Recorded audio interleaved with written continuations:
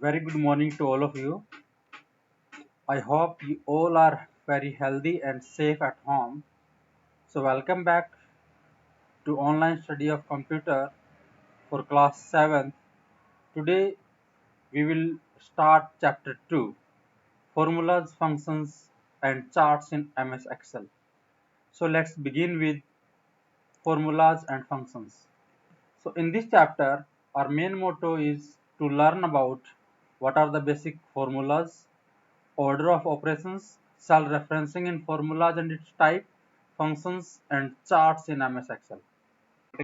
MS Office package is generally installed in every Windows operating system. So let's begin with one of the MS Office package part, MS Excel. So in this we will learn about how we can implement the formulas, functions and charts in MS Excel. So what are the formulas? Actually, formula are just used to do the mathematical calculations. Whatever data you have stored in your Excel, we can do some kind of calculations on that. So this can be done with the help of formulas. And MS Excel already have inbuilt formulas known as the functions. Only the difference between the function and the formula is user defined while a function is predefined in the MS Excel. We just use to name of the function to perform any kind of the operations. So we will discuss one by one formula and one by one different kind of functions available in MS Excel. So watch the video carefully. Very first, what is a formula and how it can be used in MS Excel? So let's begin with MS Excel. This is the windows of MS Excel I just opened. Here you will see this is the name box and it will display all the cells which are currently selected. Right now it is A1, cell address is A1. Now if I click here, it is I5. So name box will is displaying the address of the I5 cell. This is the function bar or formula bar, you can say. Whatever you will type here, all the values will get reflected in the function formula bar. Any kind of the formula or any kind of the value, whatever you will do, everything will get displayed here. Suppose what I'm typing, so everything is displayed in the function bar. These are the tabs: home tab, file, insert, page layout, and this is the ribbon where quick access toolbars are available. So here let's begin with formulas. Every formula must begin with equal to sign. For example, here here it is 15, 12, then 15. Now in this D cell, D1 cell, we want to add the value of A1 plus B1. So to start a function or formula, we must have to use equal to sign. Then we have to select the cell that you want to include in your formula. Then whatever operator you want to implement, you can use that. Suppose right now we are going to do addition, so plus operator we will do, and then we will select the another value, and then we will press enter key. So look at here students, 12 plus 15 will give you 27, and in the formula bar it is clearly visible you have used this formula equal to a1 plus b1. Then this is stand for the sum, so its name of this is sum function. We have used sum function indirectly. Okay, so another one we can use, for example, if you want to do the subtraction, then here select this one, then use minus sign equal to, so it will give you minus. So like mathematics, in MS Excel it also follows the Bedmos rule for the calculations, where B stands for the brackets, E stands for exponentiations, D for division, M for multiplication, A for addition, S for subtraction.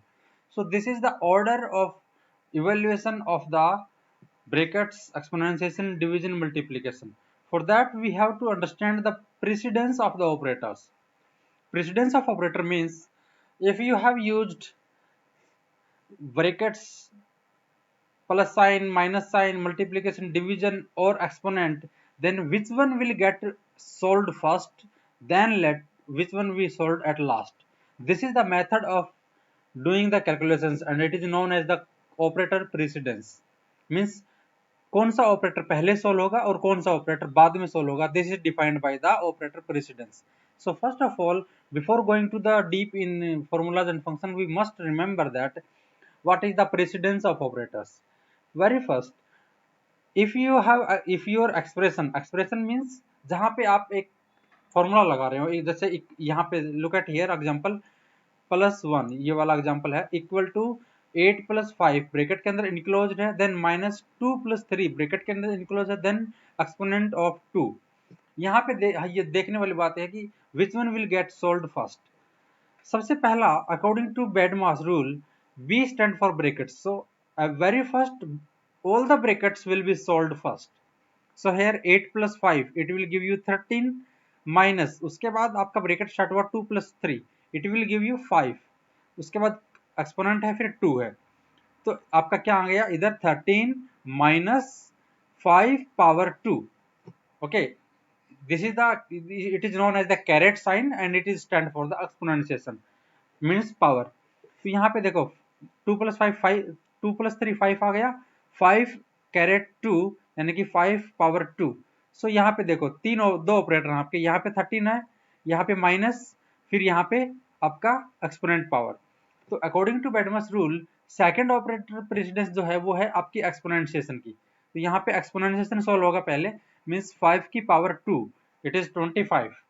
उसके बाद क्या है 13 - 25 हो गया, 13 - 25 होने के बाद क्या हो गया, यहाँ पे माइनस ऑपरेटर है, तो 13 - 25 will give you 12। So let's do it practically, equal to 8 + 5, यहाँ पे हमने ब्रैकेट स्टार्ट करना है 8 + 5, ओके, देन हमारा माइनस था, देन 2 + 3 है हमारा, और आपका कैरेट के अंदर जाके पावर है caret 2। This is our formula, और इसने रिजल्ट क्या दिया 12, जो हमने कैलकुलेट किया था। क्योंकि हमने कैलकुलेट कैसे किया था इसको मैं बता देता हूँ दोबारा से। सबसे पहले हमारा 8 + 5 जो है वो 13 बनेगा, फिर 2 + 3 5 बनेगा, उसकी पावर 2 जाएगा तो 25 हो गया, 13 - 25 will give you -12। Okay student, so मैं इनको एक बार आपको यहाँ पे टाइप करके आपको दिखा भी देता हूँ।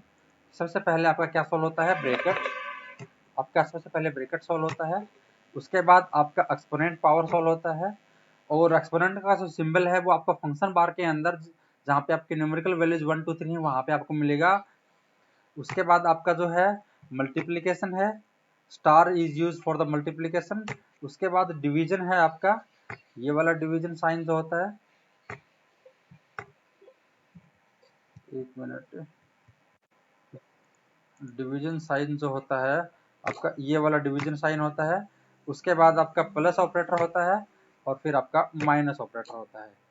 ओके स्टूडेंट्स, अभी हम देखते हैं कि जो मल्टीप्लिकेशन और डिवीजन है और प्लस और जो माइनस है, उन दोनों, उन चार, सॉरी, जो मल्टीप्लिकेशन और डिवीजन है, इन दोनों ऑपरेटर की सेम प्रेसिडेंस होती है, यानी कि इनकी जो वेटेज है, इनका जो लेवल है वो सेम होता है। तो अब हम, अगर हमारे पास एक सीरीज के अंदर दोनों एक साथ आ जाएं वन आफ्टर अनदर, तो which one get sold first and which one get sold later, तो ये डिपेंड करता है उसकी, जो पहले ऑपरेटर आया है पहले वो सोल्व होगा। इट मीन्स, अगर जैसे जनरल एग्जांपल ले लेता हूं, मैं क्या करता हूं, इक्वल टू लगाता हूं, मैं यहाँ पे लेता हूं, इक्वल टू लगाया मैंने, उसके बाद मैंने क्या किया, ब्रैकेट लगाया 2 - 6 डिवाइड बाई 3 एंड मल्टीप्लीकेशन, और यहाँ पे आपने क्या मल्टीप्लाइड बाई 4। तो अब ये देखो, इसमें देखने वाली बात क्या है कि आपका जो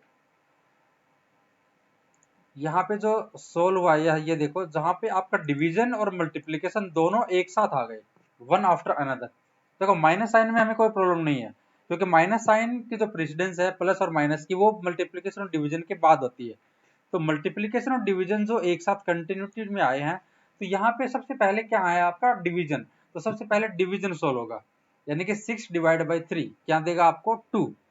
अब 2 जो है वो मल्टीप्लाइड हो जाएगा 4 के साथ, इट विल गिव यू 8, और and 2 - 8 will give you 6 - 6। Okay, मैं इसको थोड़ा जूम कर देता हूँ, आपको थोड़ा सा दिक्कत नहीं आएगी, मैं इसका थोड़ा साइज बढ़ा देता हूँ। ओके, अभी आपको थोड़ा और भी क्लियर दिखेगा। तो ये था हमारा कुछ बेसिक ऑपरेटर प्रेसिडेंस के बारे में। तो मैंने आपको क्या बताया अभी, जस्ट मैं इसको रिवाइज करवा देता हूँ। मैंने आपको बताया कि एवरी फंक्शन और formula must begin with equal to sign. सबसे पहले हम इक्वल टू साइन लगाएंगे, then we will learn what are the components of a formula. Every formula have equal to sign, then it may have a reference. Reference means any cell address, constant,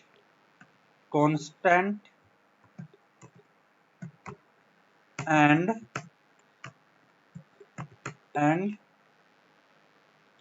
operator. Reference मैंने बताया आपको, cell address, किसी भी cell address को भी हम फॉर्मूले के अंदर यूज कर सकते हैं, किसी भी कांस्टेंट वैल्यू को यूज कर सकते हैं, और कोई भी ऑपरेटर। अभी मैंने जस्ट आपको मैथमेटिकल ऑपरेटर्स जो हम यूज करते हैं वो मैंने आपको एक्सप्लेन किया था, प्लस माइनस मल्टीप्लिकेशन सब्ट्रैक्शन और कैरेट जो एक्सपोनेंशिएशन के लिए काम आता था, और ब्रैकेट। तो अब हम इनको देखते हैं कि रेफरेंस, कांस्टेंट और ऑपरेटर में हम क्या कैसे कैसे करते हैं। हम क्या करते हैं, सपोज यहाँ पे एक सीट बनाते हैं, Hindi, English, math, science and IT. ये हमारे 4-5 सब्जेक्ट हैं जिनके हम अंदर हम एक जनरली एक आर्बिट्रेरी एंट्री करते हैं। For just sake of your understanding, हमने क्या किया, कुछ ऐसे ही एक रैंडम वैल्यूज पास आउट किए हैं, उसमें हमने कुछ भी ऐसा ही वैल्यू डाला, और ये वाला। अब हम क्या करते हैं, आईटी के भी डाल देते हैं, ठीक है। अब हम यहाँ पे एक बनाते हैं टोटल मार्क्स। यहाँ पे हम उसका निकालते हैं परसेंटेज। ओके, ये टोटल मार्क्स था और ये आपका परसेंटेज आ गया। अब देखो टोटल मार्क्स कैसे निकलेंगे, आपको पता है स्टूडेंट्स कि we will add all the marks of all the subjects. ये कैसे कर सकते हैं हम, यूजिंग फॉर्मूला और फंक्शन दोनों की तरफ से कर सकते हैं, लेकिन अभी हम फॉर्मूला कर रहे हैं, फंक्शन नहीं कर रहे, तो फॉर्मूले की हेल्प से बताता हूँ। सबसे पहले हम इक्वल टू लगाएंगे, उसके बाद हम ये वैल्यूज यूज करेंगे 54। अगर ये वैल्यूज आप कांस्टेंट रखना चाहते हो, you don't want to change later on, तो डायरेक्टली आप ऐसे भी कर सकते हो, 54 प्लस 68 प्लस 78 प्लस 65 प्लस 69। आप ऐसे करोगे तो टोटल आ जाएगा। लेकिन इसका एक ड्रॉबैक क्या है कि अगर इनकेस आपकी मार्क्स की वैल्यू चेंज हो जाते हैं, आपके मार्क्स चेंज हो जाते हैं, यहाँ पे ये जो मार्क्स दे रखे हैं ये आपके चेंज हो जाते हैं, तो ये वैल्यू कांस्टेंट ही रहेगी, क्योंकि आपने यहाँ पे सारे ऑपरेंड्स जो हैं, ऑपरेंड, इनको ऑपरेंड बोलते हैं, जिनके ऊपर ऑपरेटर लगता है उनको ऑपरेंड बोलते हैं। और पूरी जो ऑपरेटर प्लस ऑपरेंड्स दोनों मिलके जो चीज बनाते हैं that is known as operation. तो यहाँ पे एक एडिशन की ऑपरेशन है जिसके अंदर 54, 68, 78, 65, 69 these all are operands and plus operator is used 4 times. अब हम क्या करते हैं कि we don't want this constant values always, if we do some changes, like मैंने यहाँ पे क्या किया, जो हिंदी के अंदर 54 था, इस बच्चे को 79 स्कोर किया, तो देखो यहाँ पे 79 हमने किया, but there is no change, there is still 334। तो ये हमारा ड्रॉबैक आ जाएगा अगर हम कांस्टेंट वैल्यूज के ऊपर सम इंप्लीमेंट करते हैं। तो उसके लिए क्या करते हैं, हम सेल रेफरेंस का यूज करते हैं, उनका सेल एड्रेस का यूज करते हैं। उसका फायदा क्या होगा कि whenever you will change the values in that cell address, that value will reflect in the formulas or at the same time. So we use again equal to sign, we use this, we have to select the first value, then press second, another value, press third, okay, plus sorry this one. In this way we will select all the values this in this way and we will press enter key. So it is 359, इसने इनका सम क्या दे दिया आपको, 359। अब हम check करते हैं क्या अगर मैं इसकी वैल्यू चेंज करता हूँ, इसकी वैल्यू मैंने कर दिया 70, तो क्या यहाँ पे चेंज होता है, लुक एट हियर, अभी कितना है 359। अभी यहाँ मैंने 70 कर दिया और एंटर प्रेस किया तो यहाँ पे देखो 350 हो गया। यानी कि सेल रेफरेंसिंग के अंदर जो भी वैल्यू चेंज होगी वो चेंज आपको फॉर्मूला के अंदर रिफ्लेक्ट होगा।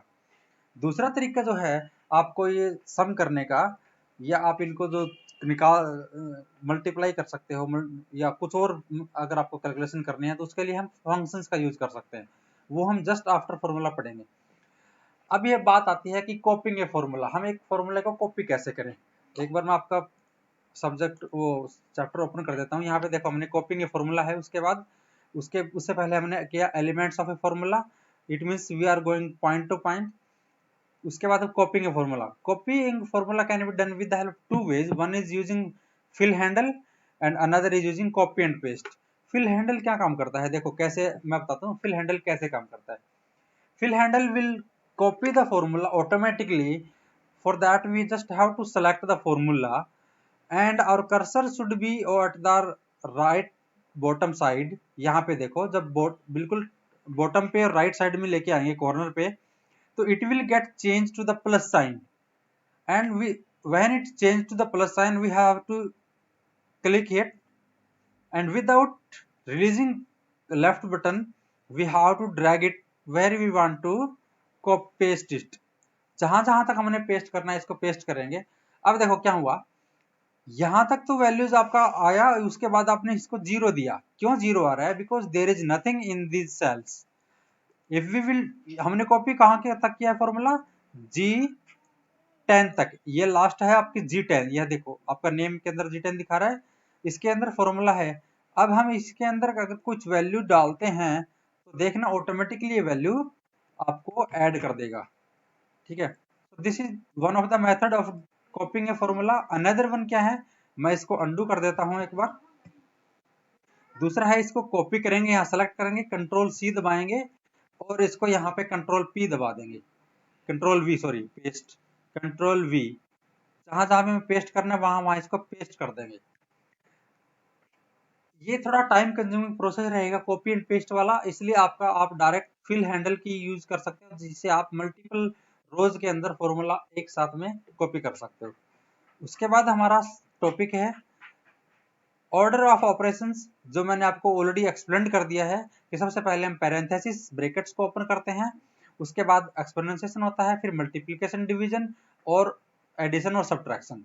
इसने देखो ये सॉरी इसने ये दिया है, Excel calculates consecutive operators with the same level of precedence from left to right. जो मैंने आपको बताया कि अगर किन्हीं दो ऑपरेटर्स की प्रेसिडेंस सेम है तो कौन सा ऑपरेटर पहले सोल्व होगा, कौन सा बाद में सोल्व होगा, ये डिफाइंड कैसे होता है, लेफ्ट टू राइट। यहाँ देखो लेफ्ट टू राइट, जैसे कि यहाँ पे दिया हुआ है एक formula 10 plus 10 into to.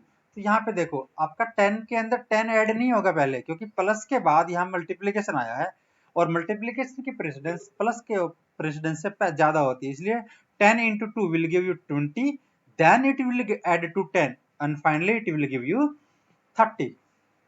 Okay, same आपका ये रूल है, यहाँ पे भी आपका देखो 40 आ गया।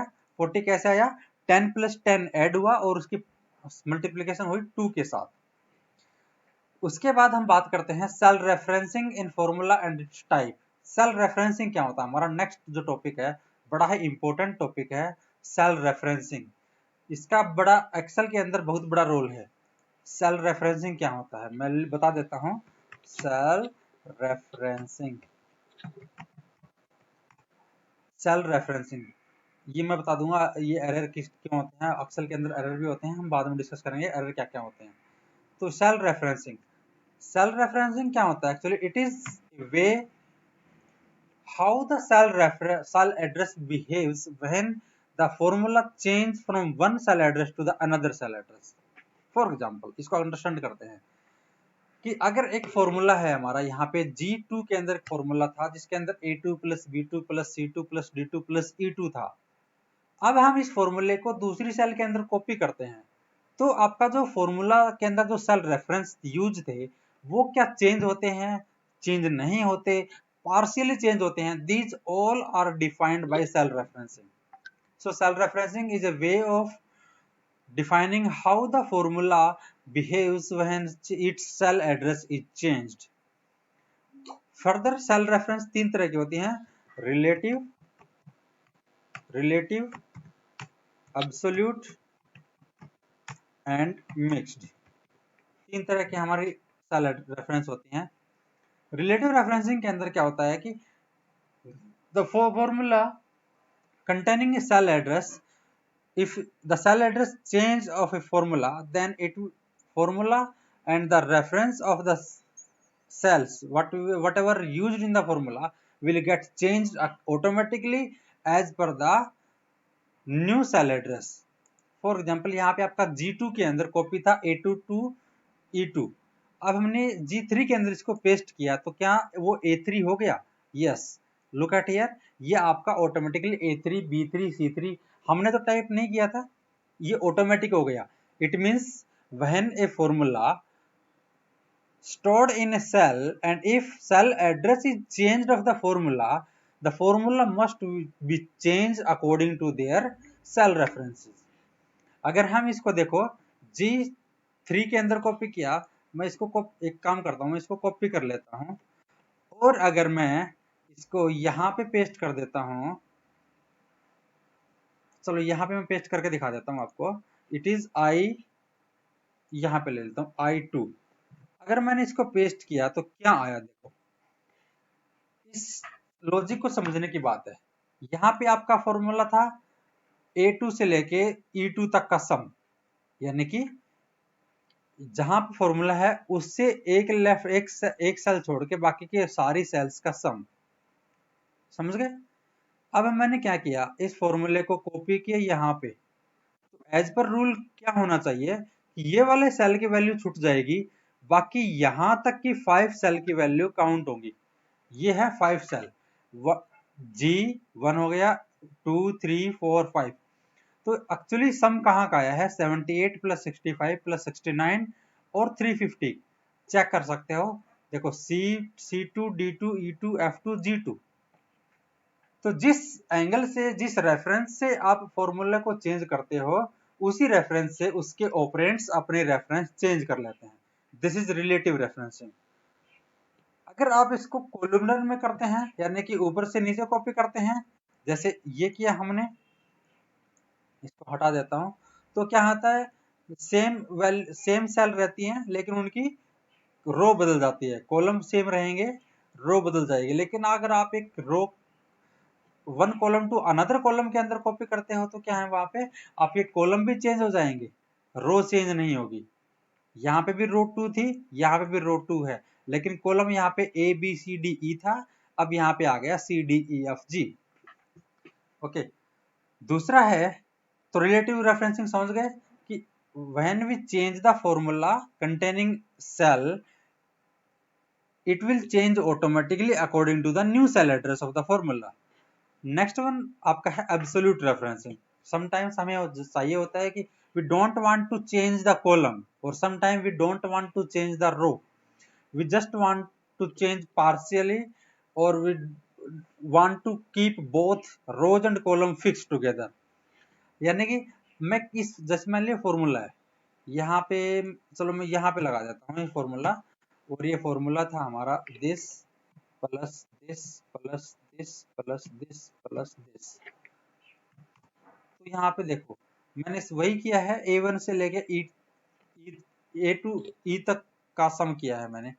अब मैं क्या करता हूँ, अगर मैं इस फॉर्मूले को यहाँ नीचे कॉपी करूँ तो अभी तो रिलेटिवली चेंज हो रहा है, लेकिन मैं चाहता हूँ कि ये जब जितना चाहे मैं कहीं भी कॉपी करो, कोई वैल्यू चेंज नहीं होनी चाहिए, जो मैंने A2 टू E2 लिया है वही का वही रहना चाहिए। उसके लिए हम क्या करते हैं, एब्सोल्यूट रेफरेंसिंग का यूज करते हैं, और एब्सोल्यूट रेफरेंसिंग डॉलर साइन की हेल्प से इंप्लीमेंट की जाती है। तो और डॉलर का मतलब है टू फिक्स ए रो और टू फिक्स ए कॉलम। सो अगर हमें दोनों चीजें फिक्स करनी है, ये कॉलम भी फिक्स करने हैं और रो भी फिक्स करने हैं, यानी कि यही वैल्यू रहें, तो हम क्या करेंगे, ये जो फॉर्मूला है यहाँ पे हम ए से पहले भी डॉलर लगा देंगे और 2 से पहले भी डॉलर लगा देंगे। इसका मतलब क्या हो गया, डॉलर साइन ने क्या कर दिया, जो कॉलम ए है और जो रो 2 है उन दोनों को फिक्स कर दिया। अगर मैं हर जगह ये कर देता हूं यहाँ पे, ठीक है, थोड़ा सा टाइम लग रहा है, मैं कर देता हूं इसको। उसके बाद आपको डिफरेंस क्लियर पता चल जाएगा कि क्या डिफरेंस इसमें होता है। ये देखो, अब मैंने कर दिया इसको 350। अब मैं इस फॉर्मूले को वैसे ही मेथड से कॉपी करता हूँ, तो देखो हर जगह 350 आ गया। यहाँ पे 0 था, यहाँ 284 था, यहाँ 211 था, लेकिन यहाँ पे हर जगह 350 आ गया। क्यों आ गया 350? क्योंकि आपका फॉर्मूला जो है वो चेंज हुआ ही नहीं। जो वैल्यू, जो रेफरेंस अपने पास किया था, हर एक सेल के अंदर वही रेफरेंस है। चाहे किसी पे भी क्लिक करो, आपको वही रेफरेंस मिलेगा। यहाँ पे देखोगे तो भी यही मिलेगा, यहाँ पे देखोगे तो भी यहाँ मिलेगा। इट मीन्स क्या है, dollar sign is use to make a row और ए कॉलम फिक्स्ड। उसके बाद जो थर्ड रेफरेंसिंग थी अपनी, वो थी आपकी मिक्स्ड रेफरेंसिंग। मिक्स्ड रेफरेंसिंग के अंदर क्या होता है, one part of the formula you want to remain constant and another part you want to be relative. यानी कि एक फॉर्मूला अगर है तो उसका कुछ पार्ट तो आप फिक्स करना चाहते हो और कुछ पार्ट आप चेंज करना चाहते हो बार बार। तो उसके लिए क्या करेंगे, जैसे मान लो यहाँ पे मैं लिख देता हूं मैक्सिमम मार्क्स, मैक्सिमम मार्क्स। और मैक्सिमम मार्क्स जैसे 5 सब्जेक्ट है तो मैक्सिमम मैंने 500 डाल दिया, 500, ठीक है, 500 मैंने डाल दिया। अब मैं क्या करूंगा, यहाँ पे मैं परसेंटेज निकालूंगा। मैं कोई परसेंटेज साइन, कोई ऑपरेटर यूज नहीं करूंगा। डायरेक्ट एक जो जनरल मेथड होता है परसेंटेज कैलकुलेट करने का, वो क्या होता है, इक्वल टू लगाते हैं, जितने भी टोटल मार्क्स मिले उसको लेते हैं, डिवाइड बाई मैक्सिमम मार्क्स करते हैं और मल्टीप्लाइड बाई 100 कर देते हैं, तो आपकी परसेंटेज निकल जाती है। ठीक है, अब देखो यहाँ पे अगर मान लो किसी बच्चे के मैक्सिमम मार्क्स 500 है, चलो एक एग्जांपल ले लेता हूँ। मान लो इसमें आईटी का 50 है, 50 मार्क्स का यहाँ पे, और उस बच्चे के लिए सपोज मैं मान लेता हूँ 100 का था। एक जस्ट एग्जांपल लेते हैं, ऐसा कुछ नहीं होता कि एक बच्चे का 100 का एक दूसरे का 50 होता है, लेकिन मैंने आपको समझाने के लिए एग्जाम्पल ले लेता हूँ कि इस बच्चे के लिए तो मैक्सिमम मार्क्स जो आईटी के तो 50 थे और इसके लिए 100 थे, तो 50 हो जाएंगे तो यहाँ पे 450 हो जाएगा। अब मैं क्या करता हूँ, ये जो फॉर्म परसेंटेज में जो मैंने निकाली, इस परसेंटेज को मैं कॉपी करता हूँ, जरा देखते हैं क्या होता है। यहाँ पे देखो, यहाँ पे आपका क्या आ गया, F3, क्योंकि F3 क्या है आपका, ये वैल्यू है, और यहाँ पे आपका क्या है F2, और यहाँ पे आपका F4। अब मैं क्या करता हूँ, हर एक रो के अंदर मैक्सिमम मार्क्स डिफाइन न करके मैं यहाँ पे बता दूं कि मैक्सिमम मार्क्स कितने होंगे। ठीक है, तो रिलेटिवली में किया तो देखो उसके अकॉर्डिंग 450 के अकॉर्डिंग इसकी कैलकुलेशन होगी, यहाँ 500 के अकॉर्डिंग। अब मैं दूसरा तरीका क्या करता हूँ, इन सबको डिलीट कर देता हूँ और यहाँ पे मैं मैक्सिमम मार्क्स 500 डिफाइन कर देता हूँ, या मैक्सिमम मार्क्स इसके नीचे मैं 500 डिफाइन कर दूँ और बाकी कहीं को मैं कैलकुलेशन नहीं करता हूँ। ओके, और मैं इस फॉर्मूले को रिलेटिव रेफरेंसिंग की हेल्प से कर नहीं सकता, क्योंकि रिलेटिव से करूंगा तो ये F2 है, उसके बाद इसको कॉपी करूंगा तो ये F3 दे देगा। F3 के अंदर कुछ है ही नहीं, तो इसलिए division by zero is not allowed error दे दिया इसने। अब मैं क्या करता हूँ, मिक्स्ड रेफरेंसिंग का यूज करता हूँ। और मिक्स्ड रेफरेंसिंग क्या बोलती है कि वन पार्ट इज रिलेटिव और अनदर पार्ट इज अब्सोल्यूट।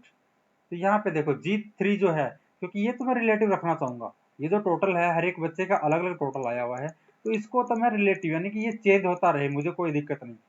लेकिन ये जो वैल्यू है, हर बार F2 ही वैल्यू उठे यहाँ पे, ये जो F2 है ना, ये देखो, ये जो F2 है हर बार F2 में उठे, तो उसके लिए क्या करूंगा, F से पहले डॉलर लगा दूंगा और 2 से पहले डॉलर लगा दूंगा। अब इसको मैं एंटर कर दूंगा और इसको फिर मैं को फिल हैंडल की हेल्प से इसको ड्रैग कर दूंगा।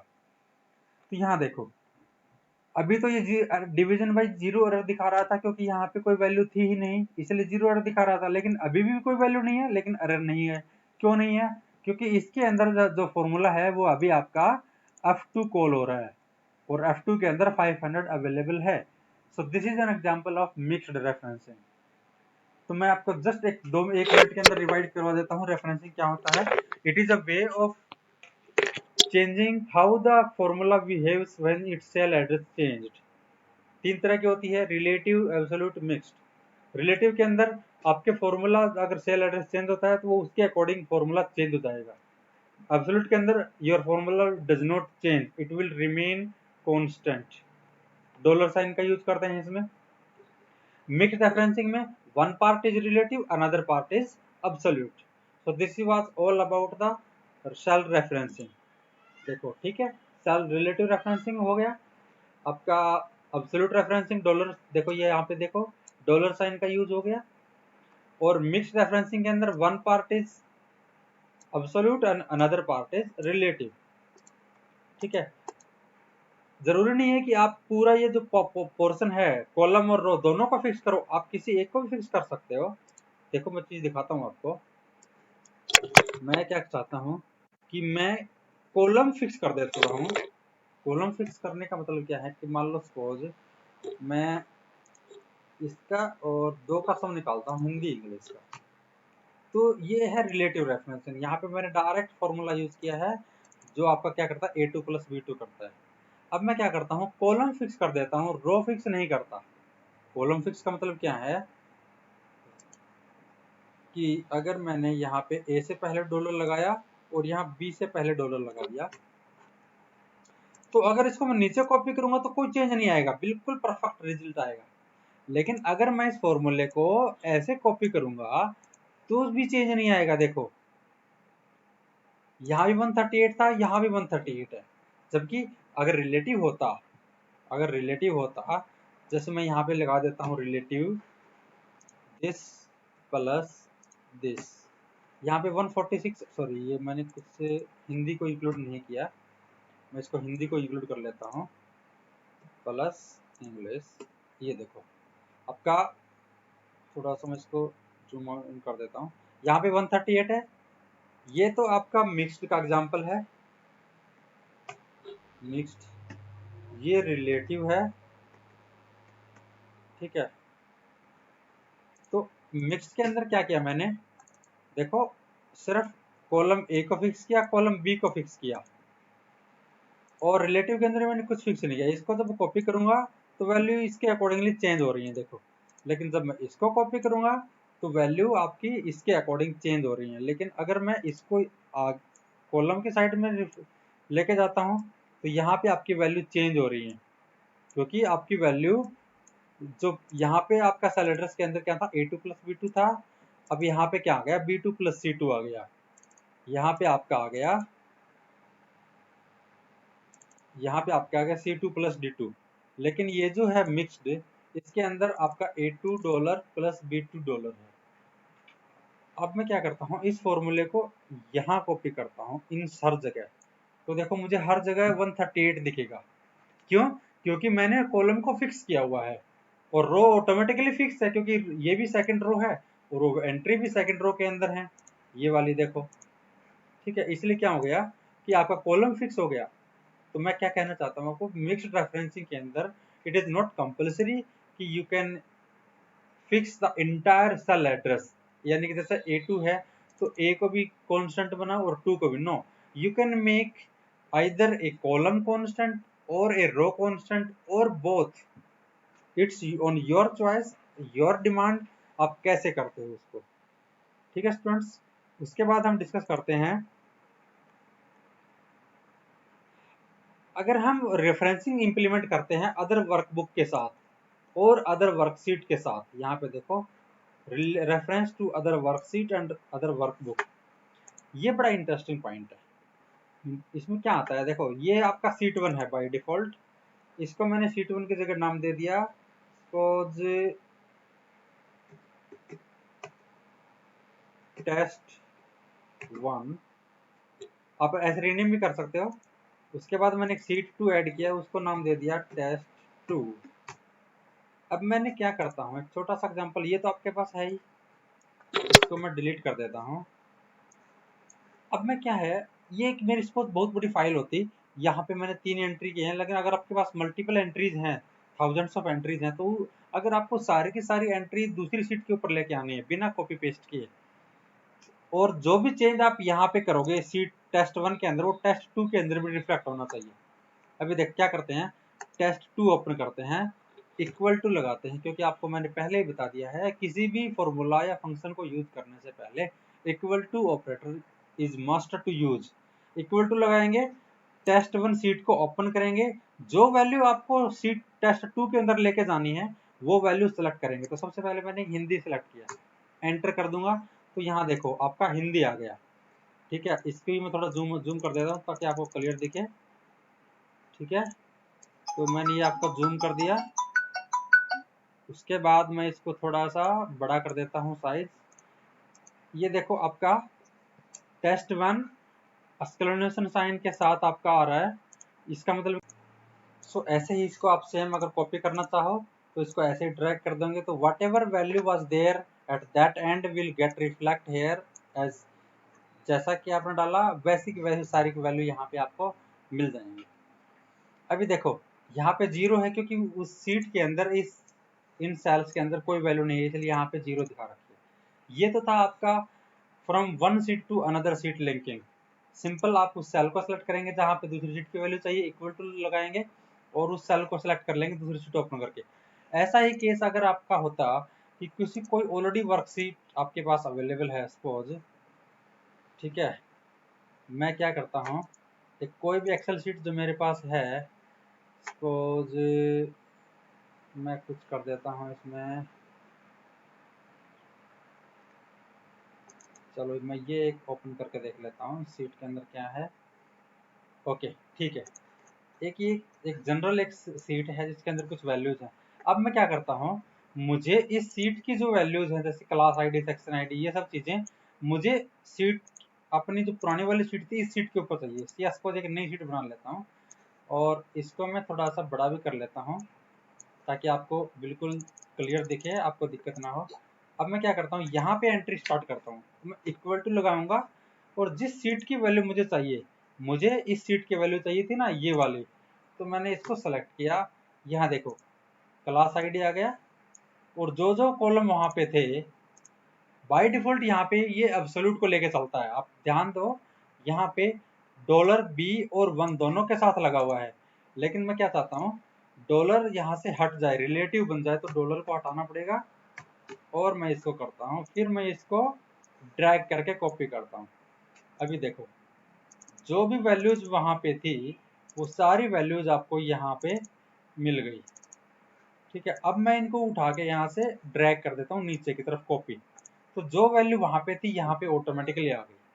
सो this is relative referencing, how we can link one sheet with another sheet और how we can link one workbook यानी कि one Excel file with another Excel file. अब देखो जो भी मैं चेंज उस पुराना अपने सीट इस सीट पे करूंगा, अभी मैं इसको थोड़ा जूम करके दिखा देता हूँ आपको, ठीक है, ताकि आपको थोड़ी सी इजी रहे। मैं इसको थोड़ा सा जूम करके दिखा देता हूँ। मान लो अभी मैंने क्या था, कोर ऑफ राइटिंग पेज 3, यहाँ पे ये है और आपका जहाँ पे कॉपी किया वहां पर भी आपका यही दिखाई दे रहा है, देखो दिख रहा है। अब मैं क्या करता हूँ, इस सीट के अंदर डेमो वर्क लिख दिया मैंने और एंटर किया। अब क्या ये चेंज वहां पे भी मिला मुझे सीट 1 के अंदर? बिल्कुल, देखो यहाँ पे डेमो वर्क आ गया। ठीक है, इसका मतलब क्या है कि रिलेटिव रेफरेंसिंग में जो भी आप चेंज वहां पे करोगे उस एंड पे, वो आपको यहाँ पर भी रिफ्लेक्ट होगा। Okay students, so next topic is reference हो गया, सीट का हो गया हमारा। अदर वर्कबुक रेफरेंस का भी हमने कर लिया। एक देखो यहाँ पे बाय डिफॉल्ट क्या आता है आपका, डॉलर के साथ आता है यानी कि एब्सोल्यूट रेफरेंसिंग के साथ, लेकिन आपको डॉलर हटा देना है तो आपके फॉर्मूले सारे as it is relatively check हो जाएंगे। उसके बाद हम करते हैं फंक्शंस। फंक्शंस क्या होते हैं? Function actually are the predefined formulas used in the Excel. उनका भी सेम रूल है, इक्वल टू साइन लगेगा, function name must be valid Excel name. आप मर्जी से अपना कोई नेम नहीं डाल सकते, जो भी एक्सेल के अंदर प्री डिफाइंड है वही यूज करने पड़ेंगे। उनको यूज करने के लिए आपको ओपन एंड क्लोजिंग पैरेंथेसिस का यूज करना पड़ेगा, ब्रैकेट लगाने जरूरी है फंक्शंस के साथ, और फंक्शन के ब्रैकेट्स के अंदर आर्गुमेंट का होना जरूरी है। ये कुछ टाइप्स ऑफ फंक्शंस हैं। स्टैटिक टाइप जो कैलकुलेशंस काम करती है, like maximum, minimum, average. Financial calculation जो लोन वगैरह की इंस्टॉलमेंट कैलकुलेट करते हैं। डेट एंड टाइम, आपको डेट एंड टाइम बताएंगे। मैथमेटिकल फंक्शन आपके स्क्वायर रूट निकालना, एब्सोल्यूट वैल्यू निकालना या प्रोडक्ट निकालना। लॉजिकल ऑपरेटर जैसे x ग्रेटर देन 5, ये आपको या ये तो ट्रू देगा या फॉल्स देगा कि x की वैल्यू 5 से ज़्यादा है कि नहीं। उसके बाद टेक्स्ट फंक्शन जैसे स्ट्रिंग के ऊपर दो स्ट्रिंग को ज्वाइन करना, कंकेटेनेशन बोलते हैं उसको। डेटाबेस फंक्शन, और उसके बाद इंफॉर्मेशन फंक्शन, जो किसी भी टाइप की सेल्स को आप स्पेसिफाइड टाइप की इंफॉर्मेशन लेना चाहते हो, उससे टेक्सचुअल या न्यूमेरिकल। उसके बाद लुकअप एंड रेफरेंस फंक्शंस। तो हम कुछ फंक्शंस ऑलरेडी दिए हुए हैं मैथमेटिकल फंक्शन, ये थोड़े थोड़े दे रखे हैं, हम इनको वन बाय वन स्टडी करते हैं। सबसे पहला है सम, उसके अंदर आपको रेंज बतानी होती है। ये return the sum of the range, जैसे इक्वल टू सम लगाएंगे, जो भी वैल्यू पास करोगे उनका सम दे देगा। मैं इसको थोड़ा आपको जल्दी जल्दी करके दिखा देता हूँ। यहाँ पे मैं इन सबको हटा देता हूँ, ठीक है। अब मैं यहाँ पे सम फंक्शन लगाता हूँ, इक्वल टू लगाएंगे, SUM ब्रैकेट स्टार्ट करेंगे, उसके बाद जिनका सम करना है उनको ड्रैग कर देंगे ऐसे, वेरी इजी, और ब्रैकेट बंद कर देंगे, प्लस लगा देंगे, आपका सम हो गया। इसको कॉपी करोगे तो यहाँ पे भी सम आ जाएगा ऑटोमेटिक। उसके बाद आपका नेक्स्ट जो फंक्शन है वो है आपका प्रोडक्ट। प्रोडक्ट क्या काम करता है, प्रोडक्ट कर देता है इनका। अगर मैं इसको सम की जगह यहाँ पे लिख देता हूँ प्रोडक्ट, PRODUCT, तो इसने प्रोडक्ट दे दिया, और प्रोडक्ट आपका आ गया एक्सपोनेंट के फॉर्म में। अब थोड़ा इसको बड़ा किया तो पूरा वैल्यू आ गया, तो इन सब का प्रोडक्ट आ गया 70, 68 इतना। उसके बाद आपका है नेक्स्ट जो है मोड। मोड क्या काम करता है, आपका रिमाइंडर बताता है हमेशा। इनमें दो आर्गुमेंट पास होते हैं मोड के अंदर, और पहले आर्गुमेंट को दूसरे आर्गुमेंट से डिवाइड होना पड़ता है, और जो रिमाइंडर आता है वो आपको यहाँ मिलेगा। मान लो यहाँ पे आपका है सपोज 13, और यहाँ पे आपका है 5। अब आप इस पे मोड लगाना चाहते हो, मोड 13,5। ये देखो इसने 3 दे दिया। कैसे आया 3, 13 को 5 से डिवाइड करेंगे तो जो रिमाइंडर बचेगा, रिमाइंडर वो आपका होता है, मोड देता है। तो रिमाइंडर इज 3, क्योंकि 5 2 10, रिमाइंडर इज 3। उसके बाद हमारा है SQRT, स्क्वायर रूट फंक्शन। ये किसी भी नंबर का स्क्वायर रूट निकालने में की हेल्प करता है। मान लो यहाँ पे हमारा जो है, मैं इनको डिलीट कर देता हूँ। यहाँ पे मुझे सपोज एक वैल्यू है, मैंने डाल दिया 64, इसका स्क्वायर रूट निकालना, तो equal to SQRT bracket start करूंगा, और ये मैं डाल दूंगा, स्क्वायर रूट आ गया इसका 8, क्योंकि आपको पता है 64 का स्क्वायर रूट 8 होता है। ओके। दूसरा, आप इन फंक्शंस के अंदर डायरेक्ट कांस्टेंट वैल्यू भी पास कर सकते हो, जैसे SQRT 90 सॉरी 81 मैंने पास किया, तो क्या दे देगा, ये 9 दे देगा। लेकिन मैंने यहाँ पे रेफरेंस पास किया है, इसका मतलब अगर मैं इसकी वैल्यू चेंज करता हूँ, 100 कर दिया, तो इसका रिजल्ट भी चेंज हो जाएगा, इसलिए मैं आपको ये रेफरेंसिंग का यूज करके बताया। उसके बाद हमारा है इंट। ये एक्चुअली क्या करता है, only integral part it will display.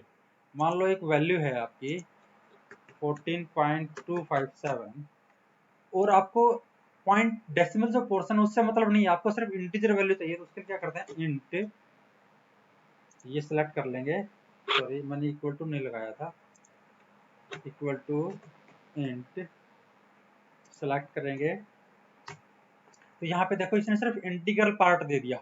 तो INT जो है वो इंटीजर्स को वैल्यू रिप्रेजेंट करता है, और only it will give you the integral value.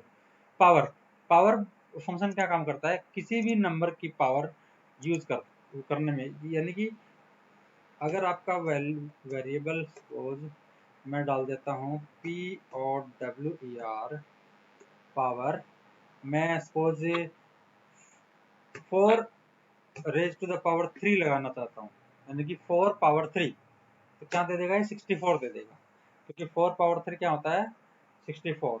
ऐसे ही अगर मैं 4 पावर 2 लगाना चाहूँ तो ये 16 दे देगा, 4 4 16। उसके बाद काउंट। काउंट फंक्शन क्या काम करता है, जितने भी वैल्यूज हैं आपकी सेल के अंदर उनको काउंट करता है। मान लो यहाँ पे मैंने क्या किया, कंट्रोल C दबाया, कंट्रोल V दबाया, अब मैं क्या करता हूँ, यहाँ तक मुझे चाहिए कि how many number of cells have values, तो काउंट फंक्शन लगाता हूँ, और यहाँ तक की वैल्यूज को मैं सेलेक्ट कर देता हूँ और मैं देखता हूँ कि मुझे 6 मिला, यानी कि यहाँ से यहाँ तक की जो वैल्यू रेंज है उस रेंज में सिर्फ 6 सेल के अंदर ही वैल्यूज है, बाकी सब ब्लैंक है। ठीक है, अगर मैं इसके अंदर कुछ वैल्यू डाल देता हूँ तो देखो ये काउंटिंग ऑटोमेटिकली बढ़ जाती है। इसको मैं हटा देता हूँ तो काउंटिंग डिक्रीज हो जाती है। इसको मैं चाहे 0 डाल दो इसके अंदर, लेकिन फिर भी ये काउंटिंग बढ़ेगा, क्योंकि एम्प्टी ये एम्प्टी है और 0 इज ए वैल्यू। सो इसका मतलब क्या है कि जितनी भी वैल्यूज होंगे उन सबको रिप्रेजेंट कर। सो this was all about for today's students, क्योंकि वैसे भी क्लास बहुत लंबी हो चुकी है। Then in next video we will discuss about text functions, logical functions, date functions and charts in MS Excel. So you have watched the video carefully. If you have any doubt, you can send me the message on my WhatsApp number, or you can send a comment in the YouTube video, so that we can solve your problems in the next video. Thank you. Thank you students very much.